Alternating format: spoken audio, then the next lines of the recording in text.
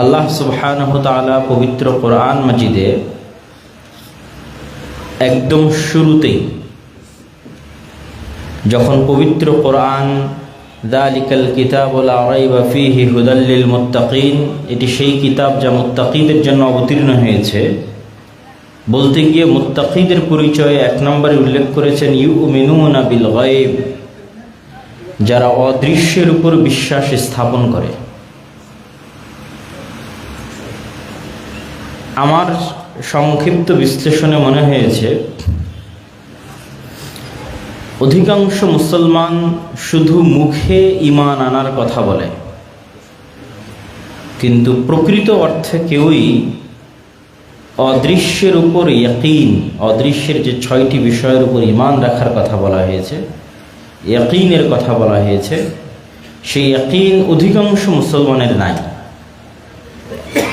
ইয়াকিন এমন এক স্তর যা বাস্তবে চোখে দেখার যে বিশ্বাস, সেটিকে বলা হয় ইয়াকিনের স্তর। যেমন আপনি জানেন যে আগুন জ্বালিয়ে দেয়, এটিও ইয়াকিনের স্তর নয়। যখন আপনার নিজের হাত আগুনে পুড়ে যাবে এবং আপনি বুঝবেন যে আগুনে পুড়লে কেমন লাগে, তখন যে এই বিষয়ের উপর আপনার বিশ্বাসটা অর্জন হবে যে আসলে আগুন পুড়িয়ে দেয়, এই কথাটার উপর তখনকার বিশ্বাসটা হচ্ছে ইয়াকিন। আপনি জানেন মক্কা মদিনা আছে, লন্ডন আছে, আমেরিকা আছে, কিন্তু কোনোদিন নিজে চোখে দেখেননি। বিশেষ করে যখন অডিও ভিডিও ছিল না, তখনকার যুগের কথা যদি বলি, তো আপনার বিশ্বাস ইয়াকিনের স্তরে পৌঁছে যাবে যখন আপনি নিজে চোখে যাবেন এবং দেখবেন, তখন যে বিশ্বাস সেটি ইয়াকিন। তো অদৃশ্যের বিষয়গুলোর প্রতি আল্লাহ সুবহানাহু ওয়া তাআলা এমন বিশ্বাসের কথা বলছেন, যেমন বিশ্বাস যেন মানুষ দেখে ফেলেছে অথবা হয়ে গেছে। হয়ে যাওয়া ঘটনার উপর, চোখের সামনে ঘটা ঘটনার উপর মানুষের যেমন বিশ্বাস থাকে, এই জন্য আল্লাহ সুবহানাহু ওয়া তাআলা পবিত্র কোরআন মাজিদে কিয়ামতের কথা বলতে গিয়ে সবসময় অতীতবাচক, পাস্ট টেন্স, যে কিয়ামত সংঘটিত হয়ে গেছে,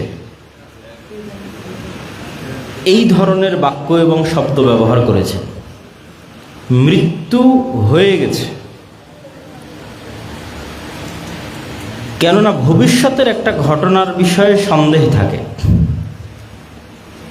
যে যেমন গত 16 বছর যে সরকার ছিল, মানুষ বলতো হ্যাঁ পড়তে পারে, এই পড়বে, এই বিদায় নিবে, কিন্তু এটা সন্দেহযুক্ত। আর এখন নিশ্চিত যে চলে গেছে নাই, এই চলে গেছে নাই এটা কতটা সত্য, আর চলে যাবে থাকবে না ওইটা কতটা সত্য, দুটোর মধ্যে অনেক পার্থক্য। তো মানুষ যদি এইভাবে মনে করে যে আমি একদিন মারা যাব, তাহলে এটা কোরআনের আলোকে বা ঈমান বিল গায়েবের যেই স্তরে বিশ্বাস দরকার, এটা সেই স্তরের বিশ্বাস নয়। তাহলে মানুষের কোন স্তরের বিশ্বাস লাগবে? যে আমি মারা গেছি, কিয়ামত হবে, এই স্তরের বিশ্বাসে কোনো কাজ হবে না। কিয়ামত সংঘটিত হয়ে গেছে, এই স্তরের বিশ্বাস দরকার। এবং এগুলো অবাস্তব নয়। আপনি যদি এখন বসে কল্পনা করেন যে 2025, 26, 27 এভাবে গুনতে গুনতে 2099, তারপরে 2100, তো 2100 সালের পৃথিবীতে আমরা আজকে এখানে যারা বসে আছি কেউই নাই। এটাই সত্য যে পৃথিবীতে যখন 2100 সাল আসবে, তখন আমাদের যে গড় আয়ু, আমরা যারা এখানে আজকে উপস্থিত আছি তারা তখন কেউ নাই। তাহলে আমরা কি মারা গেছি। এবং এইরকমই কোনো এক সময় কিয়ামত সংঘটিত হবে, বিচার হবে, জান্নাত জাহান্নামের ফায়সালা হবে। মানুষকে ওই লেভেলের কল্পনা করতে হবে যে হ্যাঁ কিয়ামত হয়ে গেছে, বিচার সম্পন্ন হয়ে গেছে, আল্লাহ সুবহানাহু ওয়া তাআলা জান্নাত এবং জাহান্নামের ফায়সালা শুনিয়ে দিয়েছেন, এবং আমি এখন হয় জান্নাতে আছি না হয় জাহান্নামে আছি। এটা হলো মানুষের এমন একটা ঠিকানা যার পরে আর হবে বলে কিছু নাই। তার আগ পর্যন্ত সব হয়ে গেছে। তো আপনি যদি কল্পনা করেন যে আল্লাহ সুবহানাহু ওয়া তাআলার দয়ায় আপনি এবং আমি জান্নাতে চলে গেছি, অতীত কল্পনা, মৃত্যু হয়ে গেছে, কবর সম্পন্ন হয়েছে, কিয়ামত সংঘটিত হয়ে গেছে, বিচার সম্পন্ন হয়ে গেছে, আমি এবং আপনি এখন জান্নাতে আছি, জান্নাতে চলে গেছি। তারপরেও জান্নাতের যে স্তরভেদ, জান্নাতের যে ফ্যাসিলিটি, যে সুযোগ সুবিধা, দুনিয়ার সুযোগ সুবিধার সাথে জান্নাতের সুযোগ সুবিধার আসমান এবং জমিন পার্থক্য। যেমন দুনিয়াতে একটা মসজিদে আমরা গেলাম যেখানে এসি আছে, এই মসজিদে আসলাম এখানে এসি নাই, এটা দুনিয়ার সুযোগ সুবিধার পার্থক্য। দুনিয়াতেই আর একটা মসজিদে যাব যেখানে ফ্যানও নাই, বিদ্যুৎও নাই, কারেন্টও নাই।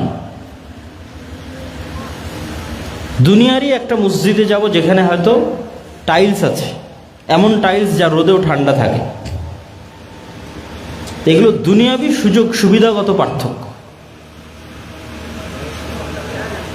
এর চাইতে বড় পার্থক্য তৈরি হবে জান্নাতে। দুনিয়ার পার্থক্য দেখে মানুষের যতটুকু আফসোস হয় যে ওর বাড়িতে এসি আছে আমার বাড়িতে নাই, ওর বাড়িতে কারেন্ট আছে আমার বাড়িতে নাই, ওর বাড়িতে ফ্রিজ আছে আমার বাড়িতে নাই, এই দুনিয়াবি সামান্য সুযোগ সুবিধা থেকে মানুষের মধ্যে যে আফসোস তৈরি হয়, জান্নাতের সুযোগ সুবিধার পার্থক্য এত বেশি যে ওখানকার আফসোসের মাত্রা হবে আরও বেশি। আমি জাহান্নামের কথা বলতেছি না, জান্নাতে যাওয়ার পর যে আফসোস হবে জান্নাতের সুযোগ সুবিধার পার্থক্যের কারণে। আমাদেরকে যদি সর্বনিম্ন স্তরের জান্নাতও দেওয়া হয় তাহলে তার প্রশস্ততা আসমান এবং জমিনের সমান, তথা একজন ব্যক্তির রাজত্বই থাকবে আসমান এবং জমিনের সমান। এই 1-2 কাঠা নয়, সমগ্র পৃথিবী আল্লাহ সুবহানাহু ওয়া তাআলা তাকে দিয়ে দেবেন। কিন্তু তারপরও আফসোস, একটা সুবিধাগত পার্থক্য বলি, যে জান্নাতের একটা ফ্যাসিলিটিগত পার্থক্য। যারা জান্নাতের সর্বোচ্চ স্তরে আছে তারা হয়তো এমনও স্তরে কেউ আছে যে সব সময় আল্লাহ সুবহানাহু ওয়া তাআলাকে দেখছে, এমনও স্তরে কেউ আছে যে হয়তো 1 সপ্তাহে দেখছে, কেউ হয়তো 1 মাসে দেখছে। আর আমরা হয়তো এমন সর্বনিম্ন স্তরে আছি যেখানে মাসকে মাস, বছরকে বছর পার হয়ে গেলেও আল্লাহ সুবহানাহু ওয়া তাআলার সাক্ষাৎ হয় না, দেখা হয় না। শুধু এই একটা সুযোগ সুবিধাগত পার্থক্য জান্নাতীদের হৃদয়ে যেই পরিমাণ আফসোস তৈরি করবে, এটা আমি জাহান্নামীদের হৃদয়ের আফসোস বলছি না। আমরা তো জান্নাতে চলেই গেছি, কিন্তু চলে যাওয়ার পর যে সুযোগ সুবিধার পার্থক্য তৈরি হয়েছে জান্নাতের স্তরে, তার একটা সুবিধাগত পার্থক্য বললাম আল্লাহ সুবহানাহু ওয়া তাআলাকে দেখা এবং না দেখা।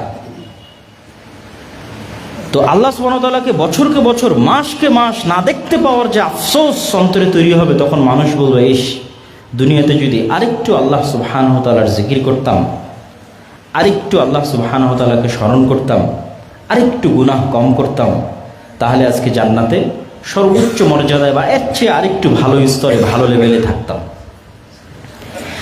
যখন আপনি এই ধরনের কল্পনায় চলে যাবেন, তখন আপনি দুনিয়ার বাস্তবতা এবং দুনিয়ার বিষয়ে কি সিদ্ধান্ত আপনার নেওয়া উচিত, সেই সিদ্ধান্তগুলো সঠিকভাবে নিতে পারবেন। মুসলমানদের অধিকাংশ মুসলমানের ঈমান বিল গায়েব, ইয়াকিনের স্তরে তো নয়, অধিকাংশ আলেম ওলামা, বিভিন্ন ইসলামী দল সংগঠন, তাদেরও নয়। কি জন্য নয়?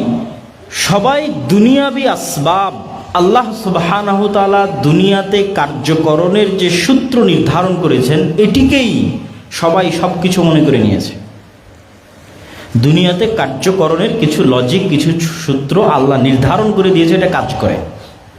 যেমন আগুন জ্বালাবে, এটা আল্লাহরই দেওয়া নির্ধারণ। ছুরি কাটবে, এটা আল্লাহ সুবহানাহু ওয়া তাআলারই দেওয়া নির্ধারণ। যারা জ্ঞানী হবে তারা শক্তিশালী হবে, যারা তাদের টাকা থাকবে, তাদের প্রভাব থাকবে, এগুলো আল্লাহ সুবহানাহু ওয়া তাআলার দেওয়া নিয়ম। তো দুনিয়াবি যে কার্যকরণের সূত্র আছে, এটাই সব কিছু। এই বিশ্বাস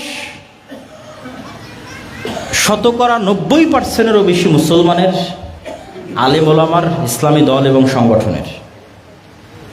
আল্লাহ সুবহানাহু ওয়া তাআলা চাইলে সবই পরিবর্তন করে দিতে পারেন। ঈমান বিল গায়ব, ঈমান বিল গায়বের একটা বড় অংশ হচ্ছে ফেরেশতা। ফেরেশতারা পৃথিবীতে আছে, ফেরেশতারা আমাদের সহযোগিতা করতে পারে, ফেরেশতারা আমাদের সহযোগিতায় আকাশ থেকে নেমে আসে, এগুলোর প্রতি আমাদের ন্যূনতম বিশ্বাস নাই। ইয়াকিন তো বহু দূরের কথা। হ্যাঁ, মুখে বলার সময় বলেছি আমানতু বিল্লাহি ওয়া মালাইকাতিহি ওয়া কুতুবিহি ওয়া রাসূলিহি, যে ঈমান আনয়ন করছি আল্লাহর উপর, আল্লাহর ফেরেশতার উপর, পরকালের উপর, কিন্তু বাস্তবে কারো ঈমান নাই। মুসা আলাইহিস সালাতু ওয়াস সালামকে আল্লাহ সুবহানাহু ওয়া তাআলা এটাই শিখিয়েছিলেন যে তুমি বাস্তবে যা চোখে দেখো এটা হচ্ছে দুনিয়াবি কার্যকরণের সূত্র যা আল্লাহ নির্ধারণ করেছে, কিন্তু আল্লাহ সুবহানাহু ওয়া তাআলা চাইলে এটিকে মুহূর্তে পরিবর্তন করে দিতে পারেন। এটি আল্লাহর শক্তি এবং আল্লাহর ক্ষমতার উপর বিশ্বাস। এটা যেন মুসা আলাইহিস সালাতু ওয়াস সালাম খুব ভালোভাবে অনুভব করতে পারে, কেন মুসা আলাইহিস সালাম এত দুর্বল ছিলেন ফেরাউনের তুলনায়। আজকের মুসলমানেরা, আজকের বিশ্বের যারা মহাশক্তিধর, তাদের তুলনায় অত দুর্বল নয়। যত দুর্বল মুসা আলাইহিস সালাম এবং বানু ইসরাইল ফেরাউনের শক্তির কাছে ছিল, ফেরাউনের শক্তির কাছে মুসা এবং বানু ইসরাইল যত অসহায় ছিল, আজকের বিশ্বের মুসলমানেরা, আজকের যে সমস্ত জালেম রাষ্ট্র আছে তাদের কাছে অত অসহায় নয়। তাহলে যখন মুসা আলাইহিস সালাতু ওয়াস সালাম সর্বোচ্চ অসহায়, তখন দুনিয়াবি কার্যকরণের কোনো সূত্র যেটা দিয়ে দুনিয়াতে কাজ হয়, সৈন্য সামন্ত লাগবে, অস্ত্রপাতি লাগবে, এতে কিছু নাই। না অস্ত্র আছে, সব লোক যারা তার নিজের জাতির, স্বজাতির, স্বগোত্রের সব গোলাম, কৃতদাস, সব ফেরাউনের কৃতদাস। তাহলে উনি কিভাবে স্বপ্ন দেখবে যে ফেরাউনের এই 1000 বছরের রাজত্ব, বিশাল সেনাবাহিনী, বিশাল পুলিশ, অস্ত্রপাতি, বিশাল জাদুকরদের বাহিনী, এদের সাথে উনি কি নিয়ে লড়াই করবে? উনি যদি শুধু দুনিয়াবি জিনিসের উপর ভরসা করে থাকে তাহলে তো সম্ভব নয়। এই জন্য আল্লাহ সুবহানাহু ওয়া তাআলা ওনার হাতের লাঠিকে জ্যান্ত সাপ করে দিলেন, এবং মুসা আলাইহিস সালাতু ওয়াস সালামের হাতের লাঠি যে সাপে পরিণত হয়, এই সাপ বাস্তব সাপ। এবং জাদুকরদের সিজদা করার কারণও এটি, কেননা জাদুকরদের হাতেও যে লাঠি ছিল, যে দড়ি ছিল, সেগুলো কিন্তু সাপ হয়েছিল। মুসা আলাইহিস সালাম তো ওদের সাপ দেখে ভয় পেয়ে গেছে যে এতগুলো সাপ একসাথে ছুটে আসতেছে, তাহলে কেন জাদুকরেরা সিজদা করলো? জাদুকরদের হাতের দড়ি, হাতের লাঠিও সাপ হয়ে গেছে, কিন্তু ওগুলো ছিল জাদুর সাপ, বাস্তব সাপ হয়নি। যেই সাপের বিষ থাকে, যেই সাপ খেয়ে ফেলে, বাস্তব জীবন্ত জ্যান্ত সাপ যেটা মাঠে আছে, এই সাপ হয়নি। কিন্তু মুসা আলাইহিস সালাম যখন তার লাঠি ছেড়ে দিয়েছে, তখন এই লাঠিটা বাস্তব সাপে পরিণত হয়ে গেছে। তখন জাদুকরেরা বলছে তো জাদু নয়। আর একটা লাঠিকে বাস্তব সাপে পরিণত করা তো পৃথিবীতে কারো পক্ষেই সম্ভব নয়। তখন তারা সিজদায় অবনত হয়েছে যে না, ইনি আল্লাহ সুবহানাহু ওয়া তাআলার রাসূল। তাহলে মুসা আলাইহিস সালামকে আল্লাহ সুবহানাহু ওয়া তাআলা বাস্তবে দেখাচ্ছে যে পৃথিবীতে তুমি যা চোখে দেখো এগুলো কিছুই নয়। আল্লাহ সুবহানাহু ওয়া তাআলা চাইলে যদি এই লাঠিকে এখন বাস্তব জ্যান্ত সাপে পরিণত করে দিতে পারে, তাহলে সারা বিশ্বের সুপার পাওয়ারদের কাছে যে পারমাণবিক বম আছে ওগুলোকে পানিতে পরিণত করে দিতে পারে। কিন্তু ওই লেভেলের বিশ্বাস, ইয়াকিন মুসলমানদের নাই। যেই লেভেলের ইয়াকিন এবং বিশ্বাস আল্লাহ মুসা আলাইহিস সালামের মধ্যে তৈরি করেছিল, যে তুমি দুনিয়াবি আসবাবের উপর ভরসা করিও না, তুমি শিখো যে আল্লাহ সুবহানাহু ওয়া তাআলা তোমার সাহায্যে, তোমার সহযোগিতায় যা ইচ্ছা তাই করতে পারে। মুসা আলাইহিস সালাম তো আর জানতেন না যে আল্লাহ সমুদ্রের মধ্যে রাস্তাও তৈরি করে দিতে পারে, এটা জানতেন না। কিন্তু এই বিশ্বাস উনি অর্জন করেছিলেন যে আল্লাহ যা ইচ্ছা তাই করতে পারে, আমাকে ঈমান বিল গায়ব রাখতে হবে, আল্লাহর ক্ষমতা, আল্লাহর শক্তির উপর বিশ্বাস রাখতে হবে। তো উনি ওই বিশ্বাস অর্জন আল্লাহ প্র্যাকটিক্যালি তাকে করিয়েছে। যখন তিনি ওই লেভেলের বিশ্বাস প্র্যাকটিক্যাল অর্জন করেছেন, তখন ফেরাউনের এই শক্তি, সামর্থ্য, এই সেনাবাহিনী তার কাছে কিছুই মনে হয়নি। উনি তখন বিন্দুমাত্র টলেননি। তখন তার আল্লাহ ভরসার প্রতিদান হিসেবে আল্লাহ সুবহানাহু ওয়া তাআলা সমুদ্রের মধ্যে রাস্তাও তৈরি করে দিয়েছে। আল্লাহ সুবহানাহু ওয়া তাআলা মরুভূমির মধ্যে থেকে ঝর্ণা বের করে দিয়েছেন। আল্লাহ সুবহানাহু ওয়া তাআলা আকাশ থেকে, জান্নাত থেকে খাদ্যদ্রব্য পাঠিয়েছেন, মান্না এবং সালওয়া। কিন্তু আজকের মুসলমানদের ওই ঈমান বিল গায়ব নাই, যে আমি আমার আদর্শ এবং নীতির উপর অটল থাকব, আল্লাহর সহযোগিতা আসবে, এই বিশ্বাস নাই। আরে না, আমাকে এটা অর্জন করতে হলে তো এটা ছাড় দিতে হবে, আমাকে এটা অর্জন করতে হলে এটা বাদ দিতে হবে, আমি যদি এভাবে, দুনিয়াতে এখন এইভাবে চলে না, দুনিয়াতে আপনাকে টিকে থাকতে হলে এভাবেই থাকতে হবে। ফলত শরীয়তের মধ্যে, ইমানের মধ্যে, আমলের মধ্যে হাজারো এবং শত রকমের বিকৃতি নিয়ে মানুষকে সন্তুষ্ট করার প্রবণতা, বড় বড় পরাশক্তিদেরকে সন্তুষ্ট করার প্রবণতা, যে তারা সন্তুষ্ট হোক, এখন আর এইভাবে চলবে না। কিন্তু আল্লাহ সুবহানাহু ওয়া তাআলা সন্তুষ্ট হলে আল্লাহ সুবহানাহু ওয়া তাআলা যে ফেরেশতা অবতীর্ণ করতে পারেন এই বিশ্বাসী নাই। অথচ রাসূলুল্লাহ সাল্লাল্লাহু আলাইহি ওয়াসাল্লামের সহযোগিতায় আল্লাহ সুবহানাহু ওয়া তাআলা বহুবার ফেরেশতা অবতীর্ণ করেছে। এবং মানুষ আজকে যেই বন্ধু বান্ধবের সাথে পরিচিত, যে আত্মীয় স্বজনের সাথে পরিচিত, আল্লাহ যখন নিজে মানুষকে তৈরি করেছেন তখন আদম আলাইহিসসালাতু ওয়াসসালাম না তার কোনো ছেলের সাথে পরিচিত হয়েছেন, না তার কোনো স্ত্রীর সাথে পরিচিত হয়েছেন, না কোনো মানুষ বন্ধু বান্ধবের সাথে পরিচিত হয়েছেন, না কোনো মানুষ শত্রুর সাথে পরিচিত হয়েছেন। আদম আলাইহিসসালাতু ওয়াসসালামকে পৃথিবীতে আনার পরে মানুষ ছাড়া আর দুইটা জীবন্ত সৃষ্টি জীবের সাথে আল্লাহ পরিচয় করিয়েছেন, একটা ফেরেশতা, একটা শয়তান। তাহলে মানুষের প্রথম পরিচয়, প্রথম বন্ধুত্ব, প্রথম শত্রুতা মানুষের সাথে হয়নি। মানুষের প্রথম পরিচয়, প্রথম বন্ধুত্ব, প্রথম শত্রুতা হয়েছে ভিন্ন জগতের দুই সৃষ্টি জীবের সাথে, একটা শয়তান, একটা ফেরেশতা। কিন্তু আমাদের তো ওই লেভেলের বিশ্বাসই নাই যে হ্যাঁ আমার কাঁধে বাস্তবে দুইজন ফেরেশতা আছে, অথবা এখন বাস্তবে এই মসজিদে ফেরেশতারা অবস্থান করতেছে, অথবা রাসূল সাল্লাল্লাহু আলাইহি ওয়াসাল্লাম বলেছেন জুমার দিন মসজিদের দরজায় ফেরেশতা বসে থাকে এবং যত মানুষ আসতে থাকে তাদের নাম লিখতে থাকে।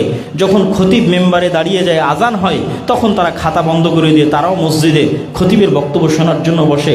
এটা শুধু আমরা শুনেছি, কিন্তু বাস্তবে যে এটি ঘটতেছে এই লেভেলের বিশ্বাস নাই। কিন্তু ওই লেভেলের বিশ্বাস যারা স্বচক্ষে দেখেছে তাদের আছে। যেমন সাহাবীরা, তারা স্বচক্ষে দেখেছে। ফেরেশতাদের সংক্রান্ত যত ঘটনা রাসূলুল্লাহ সাল্লাল্লাহু আলাইহি ওয়াসাল্লামের জীবনে আছে, তার সবগুলোকে যদি এক জায়গায় করা যায়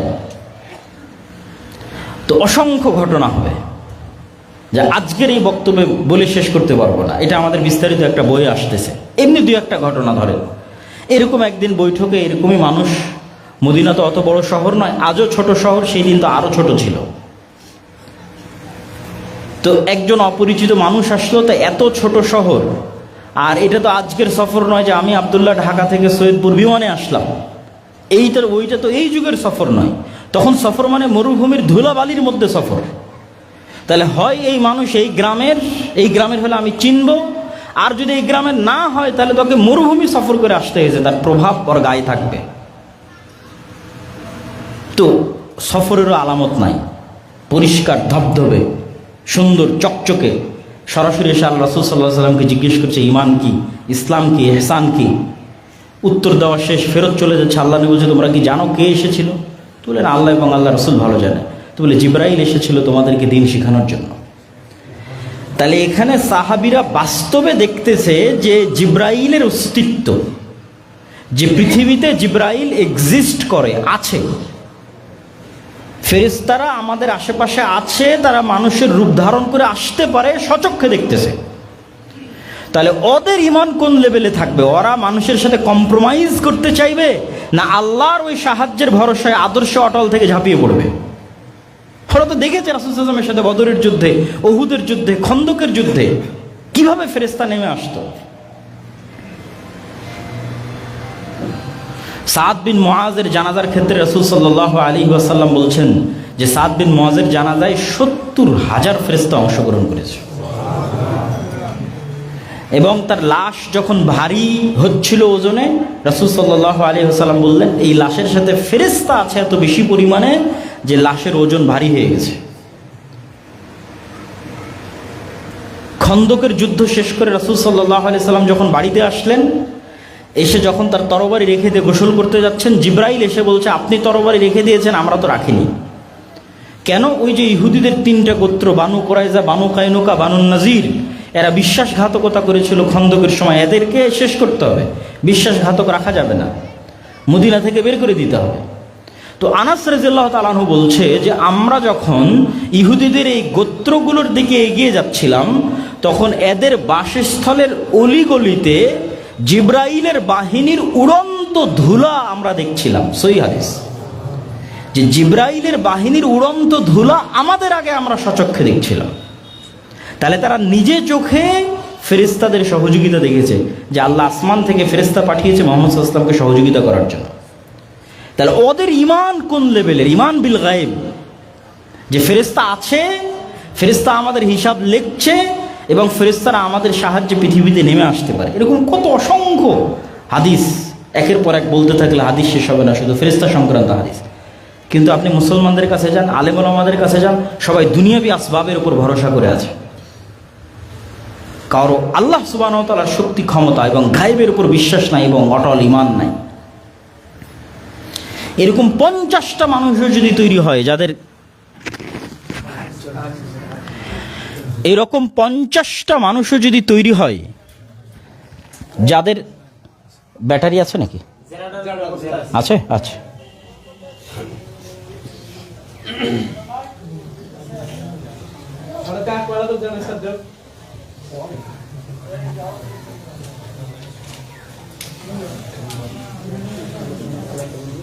যেখানে আছেন বসে কেউ ওঠেন।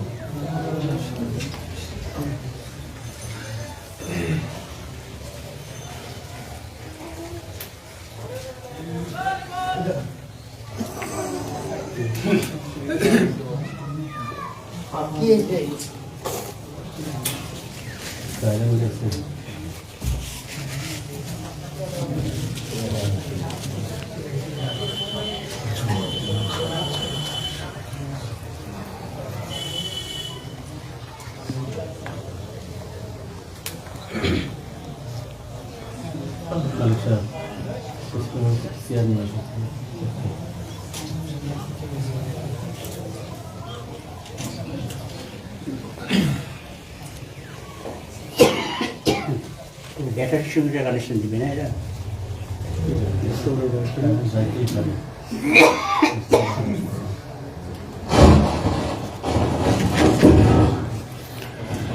আমরা বলছিলাম ঈমান বিল গায়বের উপর ইয়াকিনের স্তরে বিশ্বাস আছে। এরকম 50 জন মানুষও যদি তৈরি হয়, 100 জন মানুষও যদি তৈরি হয়, যাদের সাথে আল্লাহ সুবহানাহু ওয়া তাআলার সম্পর্ক এবং যোগাযোগ অত্যন্ত মজবুত, যারা তাদের জিহ্বাকে ব্যস্ত রাখে আল্লাহ সুবহানাহু ওয়া তাআলার স্মরণে, এবং যাদের সাথে ফেরেশতার বন্ধুত্ব অত্যন্ত মজবুত, যাদের সাথে শয়তানের শত্রুতা অত্যন্ত টপ লেভেলের, এরকম 50-100 জন মানুষ বাংলাদেশের ক্ষমতা না, সারা পৃথিবীর ক্ষমতা দখল করে নিতে পারবে। মানে কেউ চিন্তা করতেছে যে সে দুনিয়াবি আসবাব ব্যবহার করে বাংলাদেশের ক্ষমতা দখলে নিবে, আর আল্লাহ সুবহানাহু ওয়া তাআলা কোরআনে বলে রেখেছে সারা পৃথিবীর ক্ষমতা দখলের রাস্তা। কিন্তু লাগবে ঈমান বিল গায়বের সর্বোচ্চ স্তর, সারা পৃথিবীর ক্ষমতা দখল হয়ে যাবে, শুধু বাংলাদেশ না।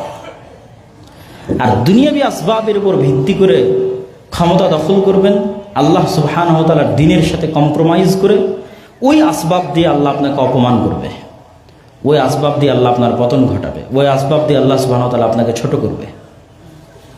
যেটা আল্লাহ সুবহানাহু ওয়া তাআলার নিয়ম। মানুষ যখন আল্লাহ ব্যতীত অন্য কাউকে বেশি ভালোবাসে, ইবনুল কাইয়িম রাহিমাহুল্লাহ বলছেন, ওইটা দিয়ে আল্লাহ সুবহানাহু ওয়া তাআলা ওকে কষ্ট দেয়। মনে করেন কোন একজন মেয়েকে আপনি আল্লাহর চেয়ে বেশি ভালোবেসেছেন, ওই মেয়ে আপনাকে এমন ছেঁকা দেওয়া দিবে, ওইটা দিয়ে আল্লাহ সুবহানাহু ওয়া তাআলা আপনাকে কষ্ট দেবে। এই জন্য ভুলেও কোনো কিছুকে আল্লাহ সুবহানাহু ওয়া তাআলার চেয়ে বেশি ভালোবাসতে নাই। মনে করেন টাকাকে আপনি আল্লাহ সুবহানাহু ওয়া তাআলার চেয়ে বেশি ভালোবাসতেন, টাকা দিয়ে আল্লাহ সুবহানাহু ওয়া তাআলা আপনাকে ধ্বংস করে দিবে। এটা আল্লাহ সুবহানাহু ওয়া তাআলার নিয়ম।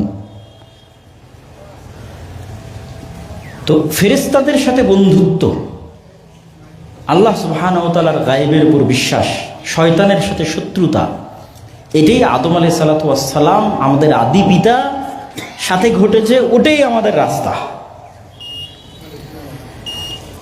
এই জন্য আপনাকে এবং আমাকে সতর্ক করার জন্য রাসূলুল্লাহ সাল্লাল্লাহু আলাইহি ওয়াসাল্লাম বলেছেন, মা মিন মাউলুদিন, এমন কোনো আদম সন্তান নেই, জন্ম নেয়নি, যার সাথে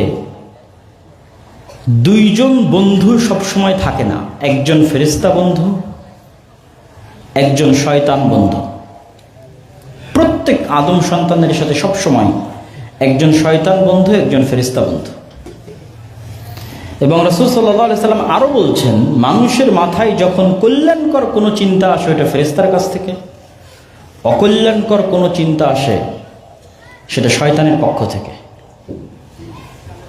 তাহলে আপনি যখনই মনে করবেন যে আপনি একাই আছেন, আর কোরআন এবং হাদিস বলছে আপনি একসাথে তিনজন আছেন, আপনি নিজে, আপনার ফেরেশতা বন্ধু, আপনার শয়তান বন্ধু, যখন আপনি মনে করবেন তিনজন আছেন তখন ফাইট হবে। আর যখন মনে করবেন আপনি একাই আছেন এবং মনে করছেন ফজরে ঘুমিয়ে আছি, এটা তো আমার নিজের জন্যই ঘুমিয়ে আছি, গান শুনছি, এটা তো আসলে আমারই শুনতে ভালো লাগছে এই জন্য শুনছি, এটাই তো শয়তানের সবচেয়ে বড় ধোঁকা এটাই। আর আপনি যদি ফজরে ঘুমিয়েও থাকেন এই মনে করে যে আমাকে ঘুমিয়ে রাখাচ্ছে শয়তান, এইটা ওই ঘুমিয়ে থাকার চেয়ে ভালো যেই ঘুমিয়ে থাকায় আপনি মনে করছেন আপনি ঘুমিয়ে আছেন। দুইজন ব্যক্তি ফজরে ঘুমিয়ে আছে, একজন জানে যে আমাকে ঘুমিয়ে রাখতেছে কে বলেন তো? শয়তান। এই ব্যক্তি ভালো ওই ব্যক্তির চেয়ে যে মনে করতেছে যে আমি তো নিজেই ঘুমাচ্ছি। ও আসলে খেলার নিয়ম জানে না। খেলার নিয়ম না জানলে আপনি খেলবেন কিভাবে? মানে ফুটবল খেলতে গেলে তো আপনাকে খেলার নিয়ম জানতে হবে, কোন দিক দিয়ে মারলে গোল হবে, ফাউল যেন না হয়, ঠিক আছে, প্ল্যানটিক কি, কীভাবে আউট হয়, নিয়ম না জানলে তো আপনি খেলতে পারবেন না।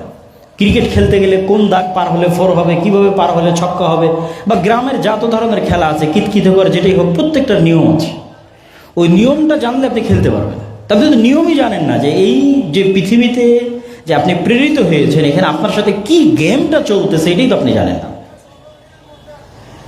আর যদি ন্যূনতম এই জ্ঞানটুকু আপনার কাছে থাকে যে না আমি একা না, একসাথে তিনজন, আমার সাথে একজন শয়তান আছে, একজন ফেরেশতা আছে, তাহলে অন্তত আপনি খেলার নিয়মটা শিখেছেন। ভালো খেলতে পারবেন কি পারবেন না সেটা পরে নির্ভর করছে, নিয়ম তো অন্তত জানেন যে আমার অন্তরে প্রত্যেক যে খারাপ কাজের কথা উদিত হচ্ছে এটা আমার শত্রু শয়তান দিচ্ছে। এখন আমি শয়তানের কথা শুনবো না সেটা আমার ডিসিশন, কিন্তু এটা আমার ডিসিশন নয়, এটা শয়তান আমাকে করতে বলতেছে। আর প্রত্যেক যে কল্যাণকর কাজের কথা আমার মনে উদিত হচ্ছে এটা আমার বন্ধু ফেরেশতা ইলহাম হিসেবে আমাকে দিচ্ছে। আমি নিব কি নিব না, গ্রহণ করব কি করব না সেটা আমার সিদ্ধান্ত। এবং এগুলো বানিয়ে বলতেছি না, রাসূল সাল্লাল্লাহু আলাইহি ওয়াসাল্লামের হাদিসে স্পষ্ট আছে। আমি হয়তো একটু সাজিয়ে বুঝিয়ে বলতেছি যে মানুষ যখন সকালে ঘুমিয়ে থাকে তখন শয়তান এসে বলে নাম নাম, ঘুমাও, 3টে গিট দেয়, রাসূল সাল্লাল্লাহু আলাইহি ওয়াসাল্লাম বলছেন। তাহলে ওটা আপনার ইচ্ছা নয়, এটা শয়তান আপনাকে বলতেছে।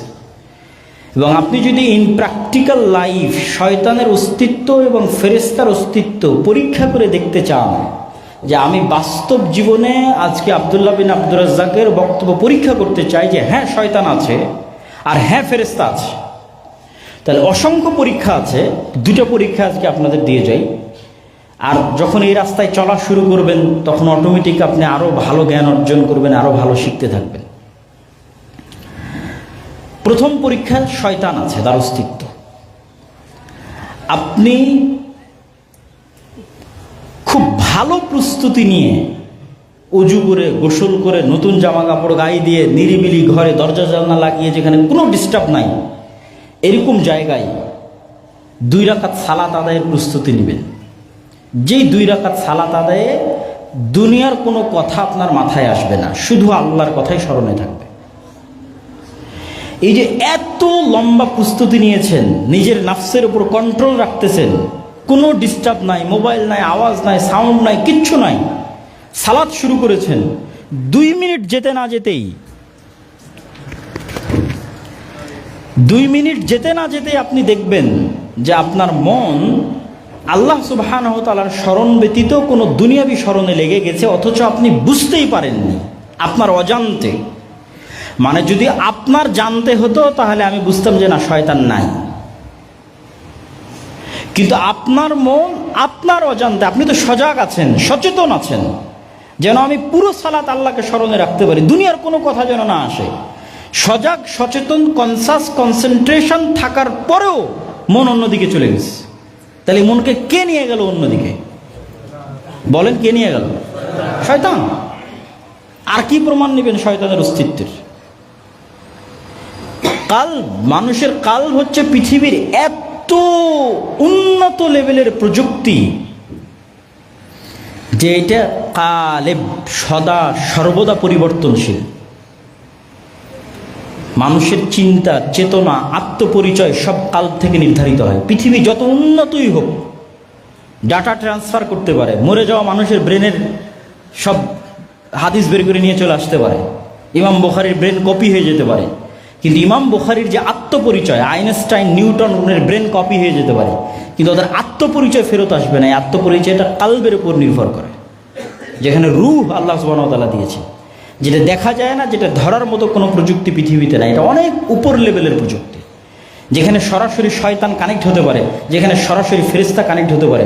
মানে পৃথিবীর সৃষ্টিজীবের বাইরেও আলাদা জগতের সৃষ্টিজীব যেই হৃদয়ের সাথে কানেক্ট হতে পারে। এটা ওই লেভেলের মেশিন, ওই লেভেলের যন্ত্র, ওই লেভেলের টেকনোলজি, প্রযুক্তি, যেখানে পৃথিবীর জগতের বাইরের প্রাণীরাও যুক্ত হয়, ফেরেশতা যুক্ত হয়, শয়তান যুক্ত হয়, যার প্রমাণ পৃথিবীতে আছে। এবং ফেরেশতার এবার অস্তিত্বের প্রমাণ নেন। কোনোদিন যদি পরীক্ষা থাকে, তাহলে পরীক্ষা ধরার জন্য ঘুম থেকে উঠতে হবে রাইট টাইমে, এটার জন্য যেরকম শক্ত নিয়ত থাকে। কখনো যদি ট্রেন থাকে, বিমান থাকে, তাহলে ট্রেন বিমান ধরতে হবে, এইটার জন্য ঘুম থেকে সঠিক সময় জাগতে হবে, এটার জন্য যেমন শক্ত নিয়ত থাকে, এই রকম শক্ত নিয়ত একদিন করবেন ফজরের সালাতের জন্য।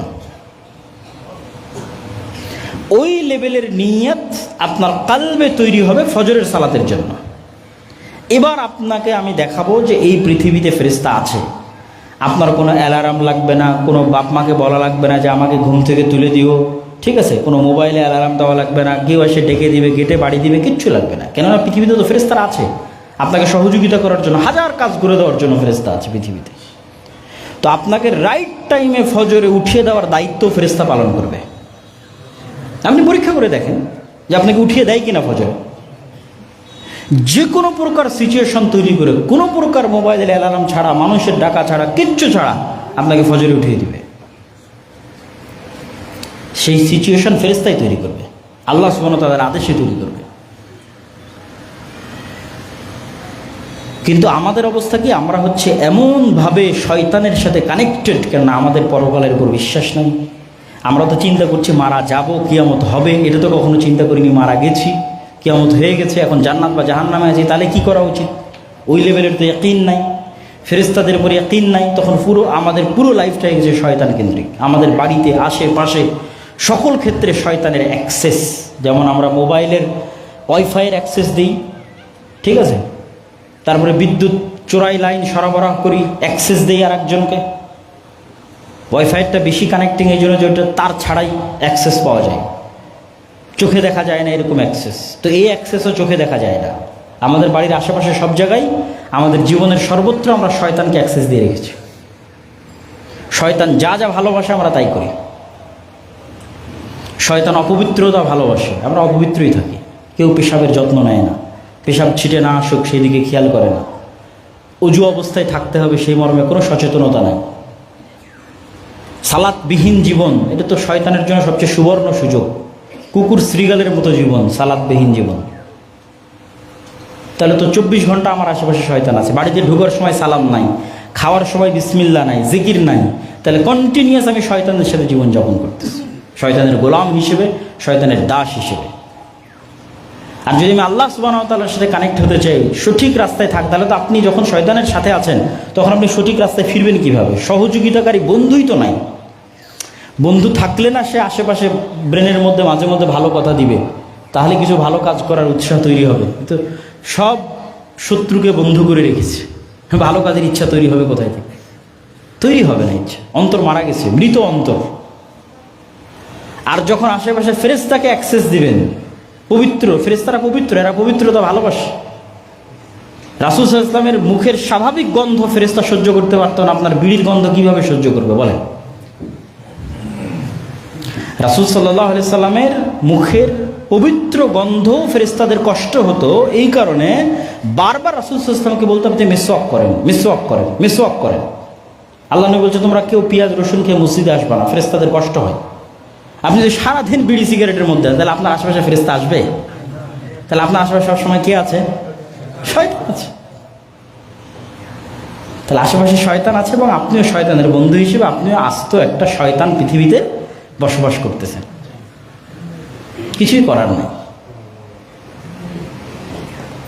আর যখন আপনি পবিত্র থাকবেন, সালাত আদায় করবেন, জিকির 24 ঘন্টার যে পরিবর্ধনের উপর আল্লাহ সুবহানাহু ওয়া তাআলা জিকির দিয়েছে। বাড়িতে ঢুকলে, বাড়ি থেকে বের হলে, গাড়িতে উঠলে, মসজিদে ঢুকলে, মসজিদ থেকে বের হলে, টয়লেটে প্রবেশ করলে, টয়লেট থেকে বের হলে, এগুলো প্রত্যেকটা তো আসলে শয়তানের বিরুদ্ধে এক একটা অস্ত্র, যুদ্ধাস্ত্র। যখন ওগুলো সবসময় আপনি ইউজ করবেন, তখন আপনার আশেপাশে সবসময় ফেরেশতা থাকবে, বাড়িতে রহমতের ফেরেশতারা থাকবে।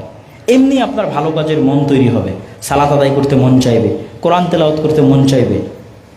আর সবসময় শয়তান থাকলে বছরও কোনো দিন কোরআন পড়া হবে না। শয়তানের অস্তিত্বের আর একটা প্রমাণ হচ্ছে কোরআন।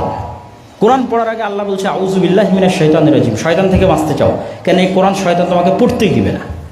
আপনি ফেসবুক চালান, ঘন্টার পর ঘন্টা চালাতে পারবেন। মুভি দেখেন, নাটক দেখেন, চায়ের স্টলে বসে টিভি দেখেন, ঘন্টার পর ঘন্টা দেখতে পারবেন। আসেন 5 মিনিট কোরআন পড়েন,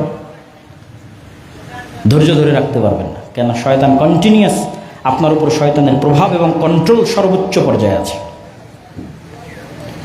সম্মানিত উপস্থিতি, গায়েবের প্রতি ঈমান মজবুত করা এবং পৃথিবীতে যে আমরা অবস্থান করছি, এই পৃথিবীর অস্তিত্বটা পরকালের নিশ্চয়তার সাথে তুলনা করা এবং পৃথিবীতে আসলে খেলাটা কিভাবে চলতেছে শয়তান এবং ফেরেশতার অস্তিত্বের মাধ্যমে এটা অনুধাবন করা এবং সে অনুযায়ী আল্লাহ সুবহানাহু ওয়া তাআলার উপর আস্থা এবং বিশ্বাস রেখে ভালো বন্ধুদের একটা হচ্ছে ফেরেশতা, তাদের আরও নিকটবর্তী হওয়া, আল্লাহ সুবহানাহু ওয়া তাআলার আরও নিকটবর্তী হওয়া, এই রাস্তাগুলো অবলম্বনের মাধ্যমে ঈমান বিল গায়েবকে ইয়াকিনের স্তরে নিয়ে গেলে আপনার মধ্যে যেই শক্তি, যেই সামর্থ্য, যেই নেতৃত্ব, যেই প্রভাব তৈরি হবে, এটা শুধু বাংলাদেশ বিজয় করে ক্ষান্ত হবে না, বরং সমগ্র পৃথিবী বিজয় করতে পারবে। আল্লাহ সুবহানাহু ওয়া তাআলা আমাদেরকে সেই তৌফিক এবং সেই সুযোগ দান করুক, আল্লাহুম্মা আমিন। এবং আমাদের সবার অন্তরে নূর, আল্লাহুম্মা জাআল ফি কলবি নূরা, রাসূল সাল্লাল্লাহু আলাইহি ওয়াসাল্লাম দোয়া করতেন। ফেরেশতারা হচ্ছে নূরের তৈরি এবং আল্লাহ রাসূল সাল্লাল্লাহু আলাইহি ওয়াসাল্লাম দোয়া করতেন যে আল্লাহ আমার অন্তরে নূর দেন, আমার কানে নূর দেন, আমার চোখে নূর দেন, উপরে দেন, নিচে দেন, ডানে দেন, বামে দেন, সর্বত্র নূর তৈরি করে দেন। সৎ আমল নূর তৈরি করে এবং কিয়ামতের মাঠে এবং কবরে এই নূরগুলো আপনি দেখতে পাবেন, যে নূর আপনি দুনিয়াতে সংগ্রহ করেছেন সৎ আমলের মাধ্যমে, জিকিরের মাধ্যমে। আল্লাহ সুবহানাহু ওয়া তাআলা আমাদের অন্তরে সেই নূর তৈরি করার তৌফিক দান করুক, আল্লাহুম্মা আমিন।